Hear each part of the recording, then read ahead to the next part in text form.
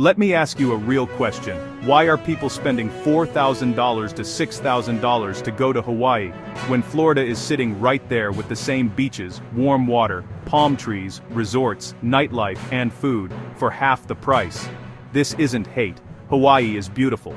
But in 2025, with flights, hotels, food, and rental cars costing what they cost, we need to start asking, is Hawaii still worth it? Because when you really break it down, Florida might be the smarter vacation, and most people don't want to admit it. Let's talk about it. Let's start with the biggest difference: money. A Hawaii trip usually means long flights, often 8-12 hours, $1,200, $2,000 per ticket, resorts at $300, $600 a night, rental cars that cost more than the hotel food prices that feel like airport pricing everywhere. A 5 to 7 day Hawaii trip for two people can easily hit $5,000, $7,000. Now let's look at Florida. Flights, $100, $300 from most US cities. Hotels, solid beachfront resorts for $150, $250 a night.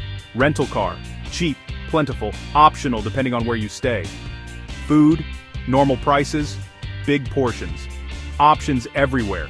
Same length trip to Florida, you're looking at $2,000, $3,000. Sometimes less. That's not a small difference. That's another vacation worth of savings. Now let's talk about the beaches, because this is where people get emotional. Yes, Hawaii has incredible beaches, volcanic cliffs, turquoise water, dramatic scenery, but Florida beaches are not trash like people pretend. Places like Miami Beach, Fort Lauderdale, Clearwater, Siesta, Key, Destin, Panama City Beach. These beaches have white sand, clear water, warm temperatures, palm trees, resorts right on the water. For 90% of travelers, the experience is laying out, swimming, drinking, eating, relaxing. Florida gives you that exact same beach experience, without the long flight and jet lag. Most people aren't hiking volcanoes every day in Hawaii anyway. They're doing the same thing they'd do in Florida, just paying more to do it. Hawaii has great food. No debate there. But Florida is food heaven. You've got Cuban food in Miami, Caribbean food everywhere, seafood that's fresh and affordable, late-night spots, real nightlife, not just resort bars. In Hawaii, nightlife is limited depending on the island. In Florida, you can party till sunrise if you want. Miami alone gives you clubs, lounges, rooftops, beach bars, live music. If nightlife and food matter to you at all, Florida easily clears Hawaii for most travelers.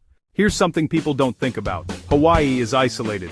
Once you're there, you're stuck with island prices, limited options, fewer alternatives if plans change, fewer emergency backups. Florida, you have multiple airports, tons of cities within driving distance, cheaper alternatives.